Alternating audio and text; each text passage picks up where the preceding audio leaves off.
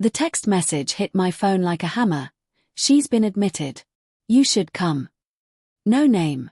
No explanation. Just those 8 words, cold, abrupt, and wrong in every possible way. I was still standing in the kitchen, the scent of burnt toast clinging to the air, when I realized I was shaking. An hour earlier, I'd found the hotel receipt tucked in her coat pocket, the ink still crisp, the room number circled. 2 occupants. My wife, Emily, had kissed me goodbye that morning with the same soft smile she always used, and now here I was, sweating through my shirt as dread rotted its way through my ribs. At the hospital, fluorescent lights flickered with an electric hum that scraped my nerves raw.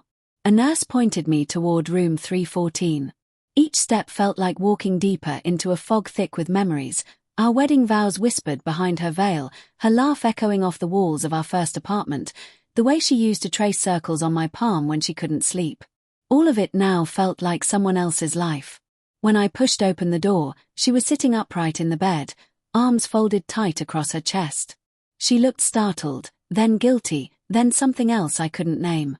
"Tom," she said softly, "I didn't think you'd come." I swallowed. "You sent for me." "No," she said, eyes darting to the floor. "He did."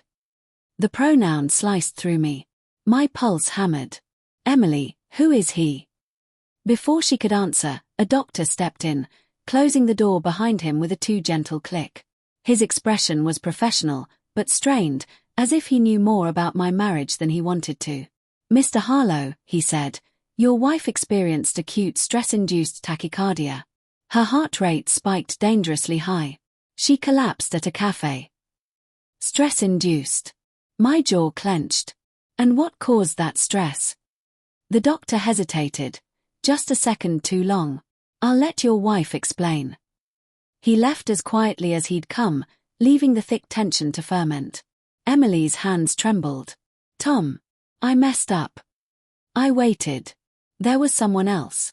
It wasn't planned." "It wasn't," her voice cracked. "I told him it was over.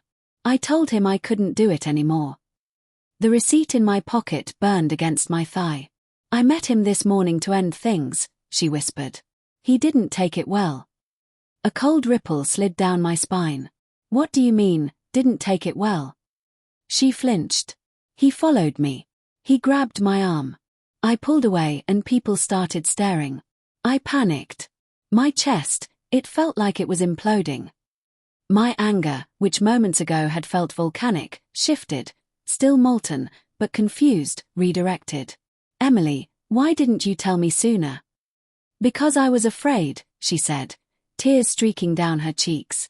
"Not of losing you, though God, I am, but of what I'd become. I didn't recognize myself anymore." The room felt too small, too bright, too loud. Her confession hovered between us like smoke, stinging, suffocating, impossible to ignore. "Who is he?" I asked. She shook her head. "It doesn't matter. I blocked his number. I'm done." But something in her voice felt off. Not a lie, something worse. A half-truth. Before I could press further, my phone buzzed. Unknown number. One message. "If you think she told you everything, she didn't. Ask her about the baby."